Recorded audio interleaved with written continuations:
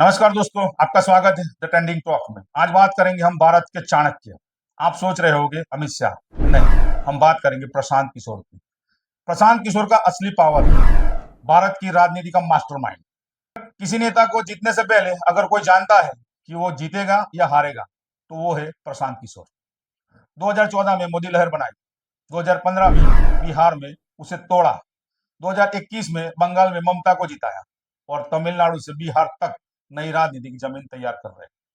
तो क्या प्रशांत किशोर पर्दे के पीछे से राजनीति चलाते रहेंगे या अब खुद राजा बनने की तैयारी कर रहे हैं? आज की इस खास रिपोर्ट में पीके के पावर गेम, विजय सुपरस्टार के विवाद और जन सुराज आंदोलन की पूरी कहानी लेकर आए। लेकिन मित्रों, वीडियो को अंत तक जरूर देखें। अब मित्रों, बात करेंगे कहां से आया ये मास्टरमाइंड। प्रशांत किशोर का जन्म बिहार के बक्सर जिले में हुआ। शिक्षा की बात करें तो इंजीनियर की पढ़ाई की और फिर संयुक्त राष्ट्र यानी यूएन में पब्लिक हेल्थ एक्सपर्ट के तौर पर काम किया।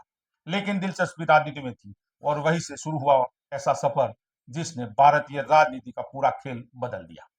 2014 में नरेंद्र मोदी की ऐतिहासिक जीत के पीछे पीके का दिमाग था। सिटीजन फॉर अकाउंटेबल गवर्नेंस यानी सीएजी बनाई। थ्री डी होलोग्राम्स आपको याद होगा, और थ्री डी होलोग्राम्स और मोदी जी का चाय पे चर्चा कैंपेन पीके की ही देन है। सोशल मीडिया की ताकत को पहली बार भारतीय राजनीति में, भारतीय चुनाव में पूरी तरह इस्तेमाल किया और मोदी जी बम्पर वोटों से जीत गए। लेकिन पीके सिर्फ एक बार नहीं, बार बार गेम बदलते। 2015 बिहार में मोदी लहर को रोका, गठबंधन नीतीश लालू कांग्रेस बनाया। मोदी लहर के बावजूद बीजेपी को पटक नहीं दी। यही से पीके को मिला किंग मेकर का खिताब, यानी असली चाणक्य। 2017 की बात करते हैं मित्रों, पंजाब में कांग्रेस की वापसी। पंजाब में लॉन्च किया Punjab the captain campaign, Congress को 77 सीटों की शानदार जीत दिलाई। 2021 की बात करते हैं, बंगाल में ममता बनर्जी का खेला कैंपेन, खेला होबे कैंपेन चलाया।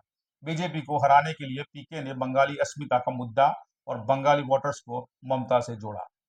बूथ मैनेजमेंट की पॉलिसी अपनाई, ममता बनर्जी को 213 सीटें दिलाई।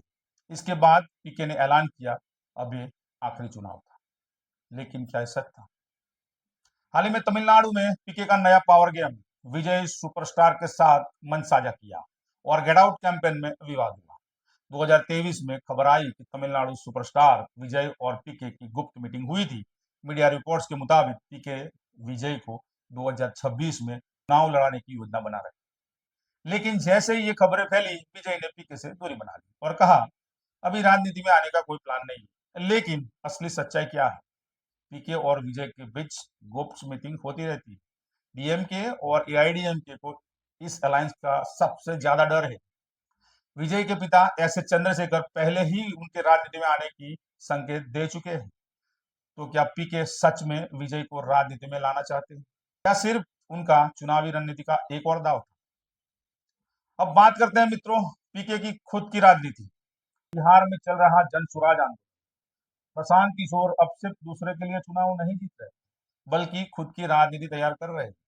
क्या बिहार में जन सुराज आंदोलन पीके का खुद का नेता बनने का मिशन है?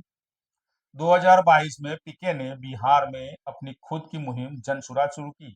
आप सबको पता होगा, बिहार में गांव गांव में जा रहे हैं, बदलाव की बात कर रहे हैं, बिहारी लोगों को अवेयर कर रहे हैं, लेकिन खुलकर नहीं बता रहे कि चुनाव लड़े। पीके ने साफ कहा है बिहार में राजनीति सुधारने के लिए नए तरीके की जरूरत है। लेकिन क्या यह सिर्फ एक सामाजिक आंदोलन है या पीके सच में खुद नेता बनने वाले? अब बात करते हैं पीके बनाम बीजेपी। क्या है असली दुश्मनी? मोदी के लिए काम, फिर बीजेपी के खिलाफ असली खेल। दोनों के बीच में असली खेल क्या है? 2014 में मोदी के लिए कैंपेन चलाया, लेकिन फिर हर चुनाव में बीजेपी के खिलाफ काम किया। 2015 से हर चुनाव में बीजेपी के खिलाफ काम किया, ये बात सत्य है। तो क्या पीके सिर्फ एक इलेक्शन मैनेजर है जो सबसे ज्यादा पैसा देने वाले के लिए काम करते हैं?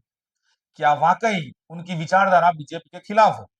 बीजेपी का सबसे बड़ा डर यह है कि पीके की स्ट्रेटेजी से हार का खतरा बना रहता है। बीजेपी जानती है कि पीके जहां जाते हैं वहां समीकरण बदल जाते हैं।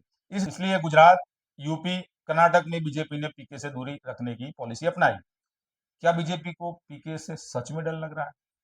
हर चाल में चालाकी, हर दाव में धमाका, राजनीति के इस खिलाड़ी का असली चेहरा क्या है, ये अब तक कोई न जाना। मित्रों, क्या पीके भारत की राजनीति का भविष्य है? अब सवाल ये है, प्रशांत किशोर का अगला पावर मूव क्या होगा? क्या वो खुद नेता बनेंगे या पर्दे के पीछे से भारत की राजनीति चलाते रहेंगे? क्या विजय सुपरस्टार राजनीति में आएंगे और और पीके उनके रणनीतिकार बनेंगे? क्या जनसुराज बिहार की राजनीति में नया तूफान लाएगा? आपकी क्या राय? पीके भारत के सबसे बड़े पॉलिटिशियन स्ट्रेटेजिस्ट हैं या सिर्फ एक election manager, election supervisor? Comment करें, अपनी राय बताएं और द ट्रेंडिंग टॉक को सब्सक्राइब करें। हर खबर को आसान भाषा में समझने के लिए हमारी आपकी ये चैनल द ट्रेंडिंग टॉक को सब्सक्राइब करें और बेल आइकन प्रेस करें ताकि हर वीडियो आपको सबसे पहले मिले। मिलते हैं मित्रों अगले वीडियो में, तब तक के लिए जय हिंद।